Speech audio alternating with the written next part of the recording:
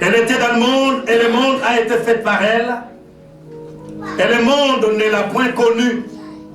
Elle est venue chez les siens et les siens ne l'ont point reçue. Écoutez le verset 12. Mais à tous ceux qui l'ont reçu, à ceux qui croient en son nom, elle donne le pouvoir de devenir enfants de Dieu. Alléluia. Ça c'est le premier but. Ça c'est le premier impact. On ne peut pas adorer Dieu si Dieu ne change pas ton identité. La Bible dit l'adoration d'un infidèle est comme le bruit dans sa présence. C'est pour cela dans le livre d'Ésaïe, la Bible dit, Dieu lui-même dit, arrêtez-moi ces offrandes. Arrêtez devant moi ces cris. Arrêtez devant moi vos louanges, votre adoration. Car vos mains sont remplies de sang. Quels d'hommes et de femmes vont à l'église?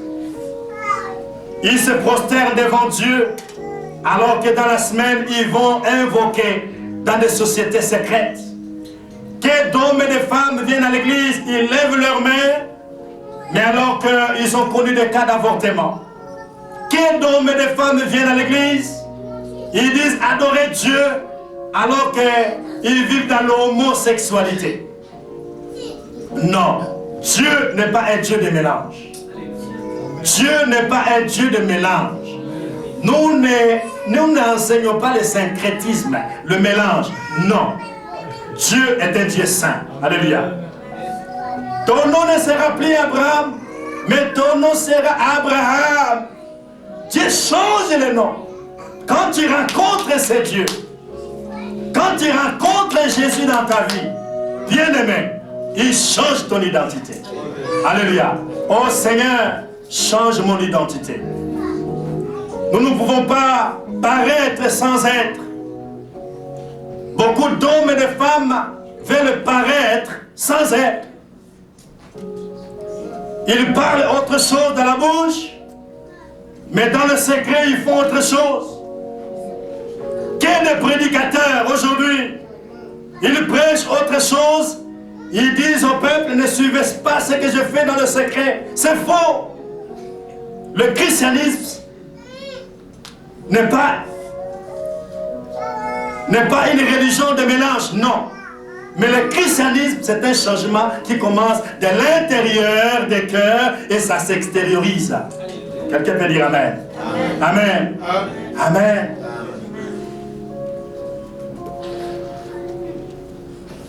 À tous ceux qui l'ont reçu, à ceux qui croient en son nom, il leur a donné le pouvoir. Nous avons le pouvoir. Amen. Nous avons le pouvoir. Un adorateur a le pouvoir de changer la situation. Par ses prières, il peut déboussoler les forces terrestres du monde du ténèbre. Par son adoration, il peut mettre mal à l'aise les sorciers ou ceux qui sont dans les sociétés secrètes, mal à l'aise par son adoration, par sa louange plutôt, parce qu'il est connecté au divin. Il est connecté à un Dieu réel.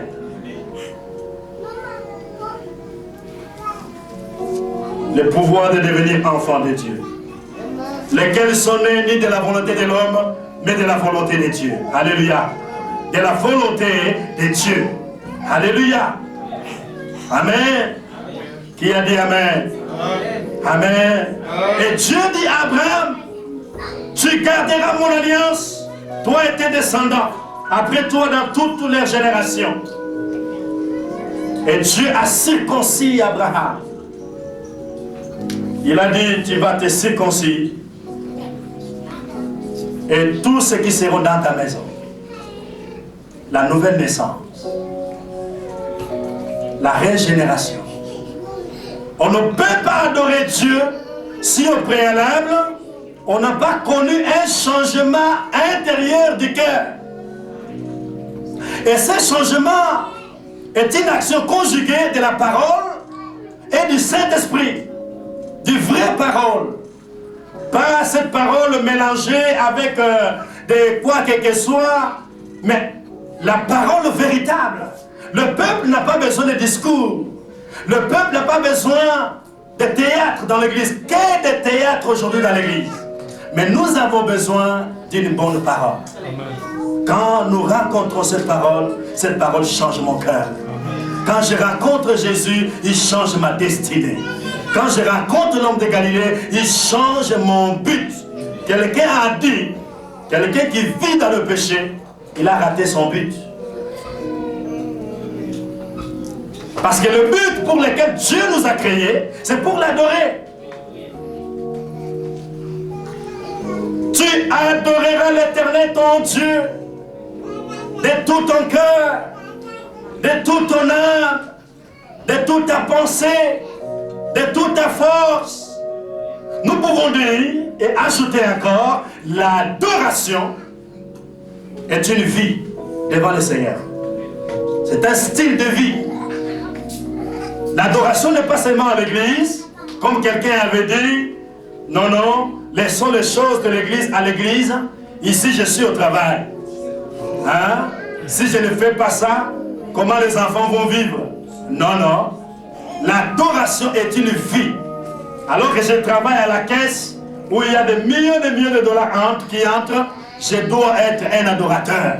C'est-à-dire, je dois préserver la caisse et mes supérieurs doivent voir que je suis réellement un chrétien. Aujourd'hui, on ne peut pas faire confiance aux chrétiens. Pourquoi? Parce que nous ne comprenons pas que l'adoration est un style de vie. À l'université, ma vie doit adorer Dieu. Au travail, ma vie doit adorer Dieu.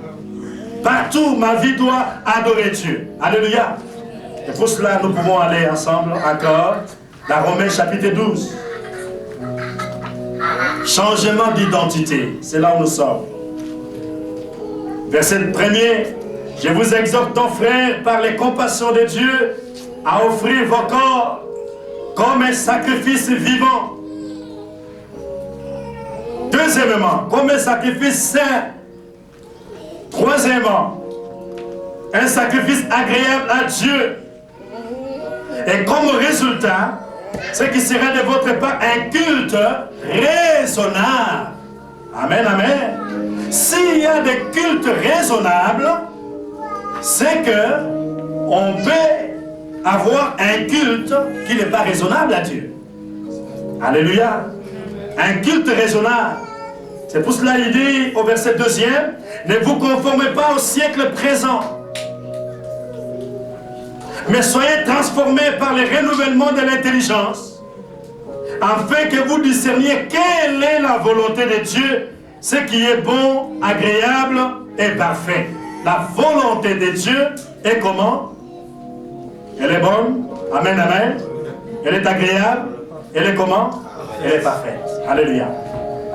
Aujourd'hui, il y a le conformisme dans l'église. Nous voulons nous conformer au monde? Non. Pourquoi il n'y a pas d'impact pour ceux-là qui se déclarent être des dieux? Parce qu'il y a le syncrétisme, il y a le mélange. Les hommes et les femmes qui viennent à l'église ne vivent pas la parole qui est annoncée. Mais bien aimés, comme Paul avait dit, nous ne nous assemblons pas pour devenir pire. Mais nous nous assemblons pour devenir comment? Meilleurs. Alléluia. Il y a les autres, ils s'assemblent pour devenir pire encore. Paul a déploré cela dans l'église de Corinthe, où il y a un jeune garçon qui pouvait aller avec sa maman, où il y a le publicité dans l'église, où il y a eu des choses même qui ne se faisaient pas au milieu des païens. Ce sont des gens qui venaient adorer. Ce sont des gens qui se déclaraient être des chrétiens. Mais Paul, en tant qu'apôtre, amen, amen, il a réprouvé ces choses dans l'église. Alléluia. Ne vous conformez pas au siècle présent. Dites à haute voix, ne vous conformez pas au siècle présent. Votre corps est le temple du Saint-Esprit, dit la Bible. Ne savez-vous pas que votre corps est le temple du Saint-Esprit? Il ne faut pas détruire ce corps. Amen, amen. car ce corps est le temple de Dieu vivant. Que d'hommes et de femmes détruisent leur corps avec cette histoire de tatouage, avec cette histoire de drogue, avec cette histoire d'alcoolisme. Ça, c'est du mélange, frère. Dieu n'est pas dans le mélange. Dieu n'est pas dans le mélange. Si nous voulons voir la gloire de Dieu dans cette église bien-aimée, ne nous conformons pas au siècle présent, car j'ai besoin de la gloire de Dieu. Dites à votre voisin, j'ai besoin de la gloire de Dieu. Car le mot gloire, en grec, signifie doxa. Nous avons besoin de doxa de Dieu. Amen. En hébreu, le mot gloire signifie kabod. Moïse a vu la gloire de Dieu. Jacob, alors qu'il montait, la Bible dit qu'il est monté, il est allé jusqu'au lieu qu'on appelait Luz, qu'on a appelé plus tard Bethel. Et lui-même, alors qu'il dormait, il ne savait pas que ce lieu, Dieu était là. Mais quand il a eu la révélation, alléluia, lui-même a dit, je ne savais pas que Dieu était en ce lieu. Et lui-même a donné le nom, il a dit, ce lieu sera appelé du nom de Bethel. Et le nom Bethel signifie révélation. Bethel signifie le lieu de la rencontre. Amen. Le lieu où Dieu, nous rencontrons Dieu. Bethel. Ayant nos Bethel à la maison. Le lieu de rencontre. Où nous voulons voir le doxa de Dieu, la gloire de Dieu. Où d'hommes et de femmes, alors qu'ils vivent dans le péché, car le péché détruit. Le péché avilit l'homme. Le péché nous dégrade. Le péché nous fait manquer le but. Le péché amoindrit la gloire de Dieu dans l'église. Le péché fait fuir la gloire de Dieu dans l'église. Oh, l'église du Seigneur bien-aimé. On a suivi même l'autel.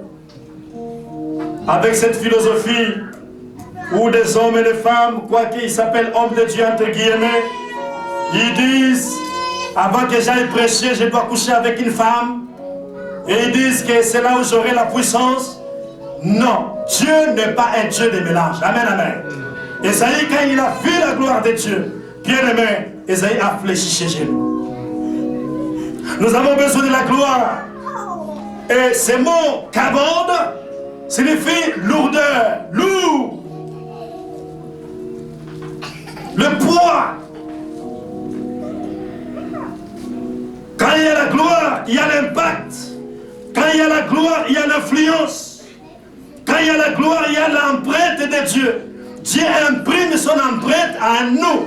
Et quand Moïse est monté sur la montagne, la Bible dit, le peuple ne pouvait pas les regarder parce que son visage rayonnait, reflétait la gloire de Dieu. Je prie que la gloire de Dieu vous affecte au nom de Jésus. Je prie que la gloire de Dieu vous accompagne dans votre travail au nom de Jésus. Un homme qui a la gloire de Dieu, bien-aimé, les démons vont fuir quand tu te présentes à un endroit. Ils ont vu la gloire de Dieu, ils ont dit à Jésus, pourquoi tu veux nous perdre, toi le Fils de Dieu? Amen, amen. Bien-aimé, j'ai besoin de la gloire de Dieu. Dites à votre voisin, j'ai besoin de la gloire de Dieu. Alléluia. Nous voulons terminer. David a dit, pourtant tu es saint. Tu sièges au milieu des louanges d'Israël. Dans le psaume 22, verset 4. Tu sièges au milieu des louanges d'Israël.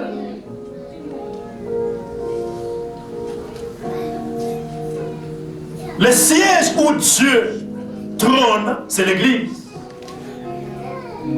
Quelqu'un dit, l'église est le quartier général de Dieu. Quand Dieu siège, l'église, c'est le quartier général de Adonai. Et dans ce quartier général, il y a tout un bureau du roi. Et quand Dieu siège dans son bureau, dans son église, il signe même les décrets. Les stériles peuvent enfanter. Alléluia. Amen. Les chômeurs peuvent trouver du travail. Amen, amen. Celui qui n'a pas la paix peut trouver la paix. Amen, amen. Quand Dieu siège, il vient avec toute sa gloire. Oh bien-aimé, lève-toi là où tu es. Lèvons-nous. Nous voulons que Dieu siège en ces lieux. L'église, c'est le siège des institutions de Dieu. L'église, c'est le siège des institutions gouvernementales célestes. L'église, c'est le quartier général. C'est là où Dieu siège. C'est là où Dieu réside. C'est là où il y a le trône de Dieu. L'Éternel siège au milieu des louanges de son peuple.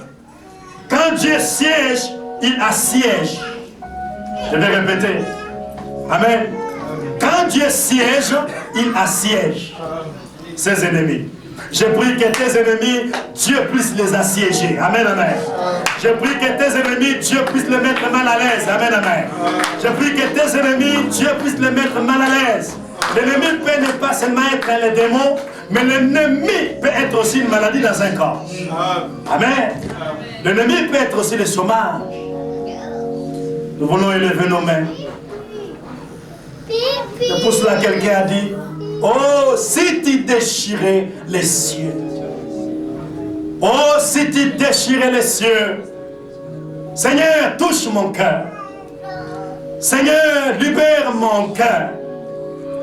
Libère cet homme ou cette femme qui est lié encore dans le péché. Libère cet homme qui est encore adorateur des idoles. Libère encore cette femme qui est liée aux coutumes. Cet homme qui est lié encore aux sociétés secrètes. Libère, oh Dieu, tous ceux-là qui ne dorment pas bien la nuit. Car tu es le Dieu qui s'appelle El Shaddai. Quand tu viens avec toute ta puissance, toute ta force, tu brises les liens, tu libères les captifs et tu les rends heureux, tu libères les malades, tu guéris les malades, tu brises le lien de la malédiction, le lien des coutumes, le lien des blocages, tu les brises parce que tu viens avec toute ta puissance. Oh, que ton nom soit glorifié. Élevons nos voix bien-aimés et bénissons ces dieux-là. Nos bien-aimés vont nous conduire dans un chant. Alors que nous sommes en train d'adorer ces dieux-là, élève tes mains, élève ta voix, bénis ces dieux-là. Alléluia. Jésus. Alléluia. Restez toujours dans ta présence. Je ne vais pas t'adorer de loin. Non, de loin, Seigneur. Conduis-moi plus près de toi. Je veux demeurer. Oui, je veux demeurer où tu es, Seigneur. Alléluia. Restez toujours dans ta présence. Dans ta présence. Je ne vais pas t'adorer. Non de loin, Seigneur. Non de loin, Seigneur. Car un jour dans tes paroles vaut mieux qu'un mille ailleurs. Oh, alléluia. Je veux demeurer Où tu es. rester toujours dans ta présence. Je ne veux pas t'adorer de loin. Non, Seigneur. Conduis-moi plus près de toi. Je veux demeurer près de toi. Rester dans ta présence. Manger à ta table. Environner de ta gloire. Dans ta présence. Rester toujours plus près de toi. Plus près de toi. Toujours près de toi. Toujours près de toi, mon Dieu. Voulons le dire encore pour la dernière fois. Alléluia. Oh Jésus. Toujours près de toi. Toujours près de toi, Seigneur. Toujours près de toi. J'ai erré loin de ta présence. Maintenant, toujours près de toi. Alléluia.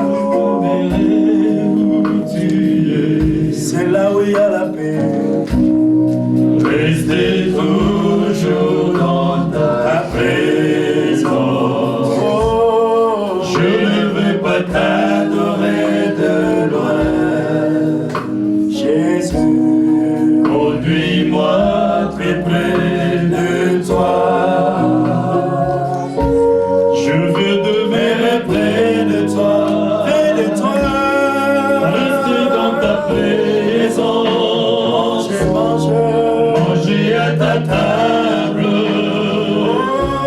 environné de ta gloire, dans ta présence,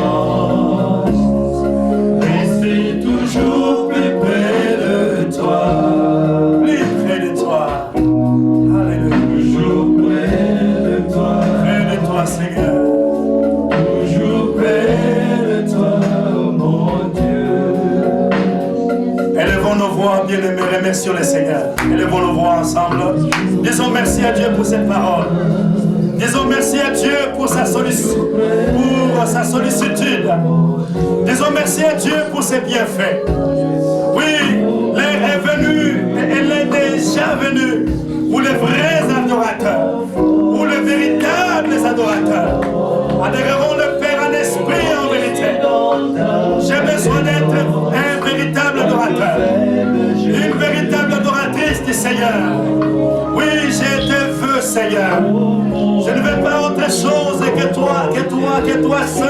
Je ne veux pas autre chose, Seigneur. Oh oui, Seigneur Jésus, viens et libère, viens et affranchi, viens et communique ta paix, viens et communique ta joie dans le cœur, car tu n'as pas changé, tu n'as pas changé, tu n'as pas changé, Seigneur.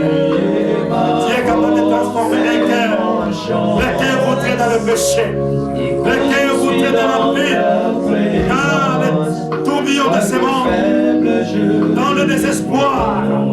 Oui, ces cœurs qui pataugent dans le péché du monde, tu es capable de restaurer, car tu es le Dieu de restauration. Tu es le Dieu qui peut nous rééquilibrer, Seigneur. Tu es le Dieu qui peut nous redresser. Tu es le Dieu qui peut donner essence à notre vie. Tu es le Dieu qui peut, oh Dieu, nous redresser. Tu es le Dieu qui nous donne de bons conseils. Viens, Seigneur, et bénis ton peuple. Bénis tous ceux qui nous ont suivis.